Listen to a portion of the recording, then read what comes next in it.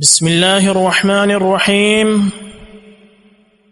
الحمد لله رب العالمين، والصلاة والسلام على أشرف الأنبياء وإمام المرسلين، سيد الأولين والآخرين، وصفوة خلق الله أجمعين، خير من وطئت قدمه الثرى، وخير من مشى على وجه الأرض، صلى الله وسلم وبارك عليه وعلى آله وأصحابه الغر الميامين، وسلم تسليما كثيرا.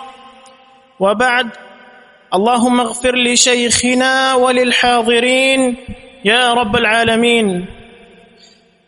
قال المؤلف الإمام عبد الغني المقدسي رحمه الله تعالى في باب الصوم في السفر وغيره، عن عائشة رضي الله عنها أن رسول الله صلى الله عليه وسلم قال: من مات وعليه صيام صام عنه وليه.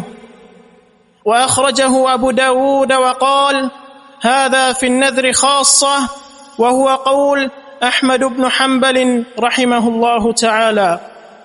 إن الحمد لله نحمده ونستعينه ونستغفره، ونعوذ بالله من شرور أنفسنا وسيئات أعمالنا، من يهده الله فلا مضل له ومن يضلل فلا هادي له، وأشهد أن لا إله إلا الله وحده لا شريك له، وأشهد أن محمدا عبده ورسوله. يا أيها الذين آمنوا اتقوا الله حق تقاته ولا تموتن إلا وأنتم مسلمون. يا أيها الناس اتقوا ربكم الذي خلقكم من نفس واحدة وخلق منها زوجها وبث منهما رجالا كثيرا ونساء، واتقوا الله الذي تساءلون به والأرحام إن الله كان عليكم رقيبا.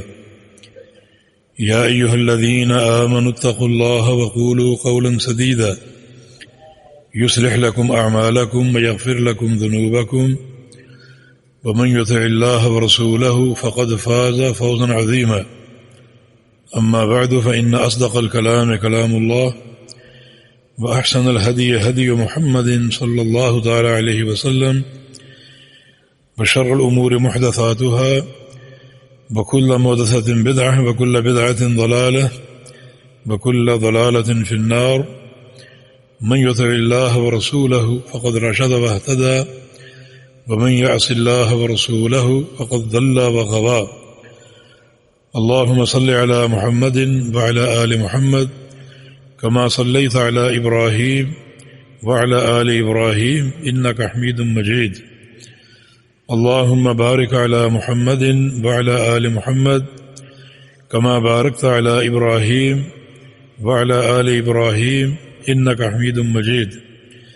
سبحانك لا علم لنا إلا ما علمتنا إنك أنت العليم الحكيم. رب اشرح لي صدري ويسر لي أمري واحلل عقدة من لساني يفقهوا قولي. پہلی حدیث جو آپ نے سماعت فرمائی ہے، اس کا موضوع یہ ہے کہ ایک شخص کا انتقال ہو جائے اور اس کے ذمے روزے ہوں تو ان کا کیا حکم ہے؟ اس کے ذمے فرضی روزے ہوں تو ان روزوں کا کیا حکم؟ اور حدیث ام المومنین عائشہ صدیقہ رضی اللہ عنہا کی روایت سے فرماتی ہیں کہ رسول اللہ صلی اللہ علیہ وسلم نے ارشاد فرمایا: من مات وعلیہ صیام صام عنہ ولیہ. جو شخص فوت ہو جائے اس کے ذمے فرضی روزے ہوں تو وہ روزے اس کا ولی رکھے گا اور پورے کرے گا. ولی سے مراد وارث، جو میت کے قریبی ہیں. میت کے قریبی رشتہ داروں کی دو قسمیں، ایک وہ جو اس کے وارث بنتے ہیں، اس کے مال کے وارث بنتے ہیں، اور دوسرے وہ جو وارث نہیں بنتے. تو یہ روزے کا حق وارثوں کے لیے. جب وہ وراثت پاتے ہیں تو پھر میت کی کوئی تکلیف ہو، کوئی اس کا ذمہ ہو تو وہ بھی وہی پورا کریں گے. جب وہ میت کا مال بطور درکہ حاصل کرتے ہیں تو میت کے جو واجبات ہیں ان کی تکمیل بھی وارث ہی کریں گے. تو یہاں ولی سے مراد وہ رشتہ دار جو وارث ہوں، وہ روزے رکھیں گے میت کی جگہ. فرضی روزے کی 2 قسمیں، ایک رمضان کے روزے جو کہ فرض ہیں، اور دوسرے نظر کے روزے. نظر ایک عبادت ہے. نظر سے مراد یہ کہ انسان اپنے کسی بھی کام کے لیے نظر مان لے، فلاں کام ہو گیا تو میں 1 مہینے کے روزے رکھوں گا. ابھی روزے اس نے خود اپنے اوپر فرض کر لیں، رکھنے ضروری ہیں. وہ یوفون بالنذر، جو متقین ہیں وہ نظریں پوری کرتے ہیں اور اس حق کا خیال رکھتے ہیں. چنانچہ فرضی روزوں کی 2 قسمیں، رمضان کے روزے اور نظر کے روزے. حدیث میں جس روزے کا ذکر ہے یہ نظر کے روزے ہیں، رمضان کے روزے نہیں ہیں. اس موضوع کی جتنی بھی احادیث ہیں ان سب کو جمع کیا جائے اور ان کے متون پڑھے جائیں تو خلاصہ یہ نکلتا ہے کہ ان روزوں سے مراد نظر کے روزے ہیں، نہ کہ رمضان کے روزے. تو سوال یہ کہ اگر رمضان کے روزے باقی رہ گئے ہوں تو ان کا کیا کیا جائے؟ ان روزوں کے ہر روزے کے بدلے 1 مسکین کو کھانا کھلا دیا جائے. ہر روزے کے بدلے 1 مسکین کو کھانا کھلا دیا جائے. اور جو نظر کے روزے ہیں ان میں اطعام نہیں، کھانا نہیں ہے، بلکہ یہ روزے رکھنے پڑیں گے. اور اس سے یہ بات اخذ ہوتی ہے کہ کوئی شخص اگر نظر مان لے اس قسم کی روزوں کی یا کسی بھی ایسے امر کی تو اپنے ورثاء کو وہ آگاہ کرے، تاکہ اگر اس ناگہانی انتقال کی صورت میں اس کے وارث ان کی تکمیل کر سکیں. اب جہاں تک اس موضوع کے دلائل کی بات ہے، آگے آپ نے پڑھا امام ابو داود رحمہ اللہ فرماتے ہیں ھذا فی النذر خاصۃ، کہ یہ جو قضا ہے، یہ جو روزے ہیں جو میت کا وارث یا ولی رکھے گا، یہ نظر میں خاص طور پہ ہیں، نظر کے روزوں میں. اور وہو قول احمد بن حنبل، اور یہی امام احمد بن حنبل کا قول ہے. امام اہل سنہ احمد بن حنبل رحمہ اللہ کا قول بھی یہی ہے کہ حدیث میں جن روزوں کا ذکر ہے وہ نظر کے روزے ہیں، نہ کہ رمضان کے روزے. رمضان کے روزوں میں ہر روزے کے بدلے 1 مسکین کو کھانا کھلانا ہے. عمرہ جو کہ تابعیہ تھیں اور سیدہ عائشہ صدیقہ کی شاگرد تھیں، ان کی والدہ کا انتقال ہو گیا اور ان کے ذمہ رمضان کے کچھ روزے تھے. ان کی والدہ کے ذمہ رمضان کے کچھ روزے تھے. تو ام المومنین کی خدمت حاضر ہوئیں کہ میں کیا کروں، روزے رکھوں؟ فرمایا کہ تصدقی، جو روزے رہ گئے ہیں تمہاری والدہ کے، ہر روزے کے بدلے صدقہ دو. مکان کل یوم نصف صاع علی مسکین، ہر روزے کے بدلے 1 مسکین کو آدھا صاع تقریباً 1 کلو سے کچھ اوپر اناج یا کھانا کھلاؤ ہر روزے کے بدلے. تو ام المومنین نے بھی جو فتویٰ دیا اپنی شاگردہ عمرہ کو، تو وہ اطعام کا ہے، کھانا کھلانے کا، روزے رکھنے کا نہیں ہے. یہی فتویٰ عبداللہ بن عباس کا بھی ہے. ان کا قول مذکور ہے کہ رمضان کے روزے ان کے بدلے اطعام ہے، کھانا کھلانا، اور جو نظر کے روزے ہیں وہ ولی رکھے گا اور پورے کرے گا. اور یہ دونوں فتوے ام المومنین کا اور ابن عباس کا، ان کی ایک اہمیت ہے، اور وہ اہمیت یہ ہے کہ ان حدیثوں کے راوی بھی یہ دونوں ہیں. اوپر آپ نے حدیث پڑھی وہ سیدہ عائشہ صدیقہ کی روایت سے، جس کا مضمون کیا ہے؟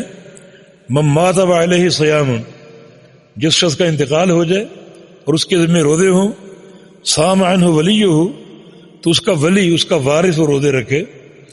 تو ان سے مراد نظر کے روزے ہیں، نہ کہ رمضان کے.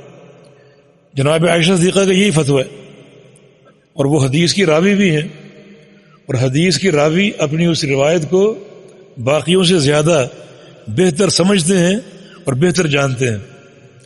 پھر عبداللہ بن عباس کا فتویٰ بھی یہی تھا کہ نظر کے روزوں کو رکھنا ضروری ہے، رمضان کے روزوں کے بدلے اطعام اور کھانا کھلانا ہے۔ اور آگے جو حدیث عبداللہ بن عباس کی ہے وہ اس حدیث کے راوی ہیں، تو حدیث کا راوی اپنی روایت کو دوسروں سے زیادہ بہتر سمجھتا اور جانتا ہے۔ اس حدیث سے یہ بھی واضح ہوا کہ میت کے روزے اس کا وارث یا اس کا رشتہ دار رکھے گا، اجنبی نہیں رکھ سکتے۔ کسی اجنبی کو مکلف کر دیا جائے کہ روزے آپ رکھ لیں، وہ جائز نہیں ہے، کیونکہ حدیث میں ولی کا ذکر ہے، وارث کا ذکر ہے، جس سے یہ ثابت ہو رہا ہے کہ اجنبی انسان یہ روزے نہیں رکھ سکتے۔ تو باہر کہ یہ ضروری ہے کیونکہ یہ میت کا قرض ہے۔ قرض کی دو قسمیں، ایک اس کا ذاتی قرض جو لوگوں کو ادا کرنا ہوتا ہے، اور ایک اللہ تعالیٰ کا قرض۔ یہ روزے اللہ تعالیٰ کا قرض ہے، اس نے نظر مان کر اپنے اوپر ایک چیز فرض کر لی، اب اللہ کا قرض اس پر قائم ہے جب تک ادا نہیں ہوگا۔ جیسے لوگوں کا قرض ادا کرنا ضروری ہے، کسی کا انتقال ہو جائے لوگ پوچھتے ہیں کہ اس کا قرضہ اور وہ ادا کرتے ہیں، اللہ تعالیٰ کا قرض بھی ادا کرنا ضروری ہے۔ ایک اشکال یہ کھڑا ہوتا ہے کہ قرآن تو کہتا ہے وَلَيْسَ لِلْإِنسَانِ إِلَّا مَا سَعَىٰ، کہ انسان کو اس کے عمل سے کیا ملے گا؟ جو وہ خود کوشش کرے گا۔ یہ تو اس کا ولی روزے رکھ رہا ہے، انسان کے کام تو اپنی کوشش آئے گی نہ کہ کسی اور کی کوشش۔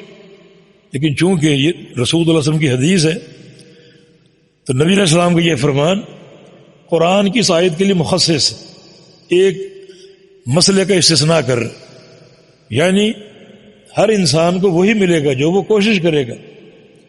لیکن یہ صورت مستثنیٰ ہے، کسی کے روزے اگر باقی رہ گئے ہوں نظر کے تو وہ اس کا وارث یا ولی پورے کرے گا، یہ صورت اس سے مستثنیٰ ہے۔ باقی عبادات کی دو قسمیں ہیں، بدنی اور مالی۔ بدنی عبادت کا ثواب میت کو نہیں پہنچتا، مثلا قرآن پڑھ کے بخشنا، نفل پڑھ کے بخشنا، نہ یہ ثابت ہے اور نہ یہ ثواب پہنچتا۔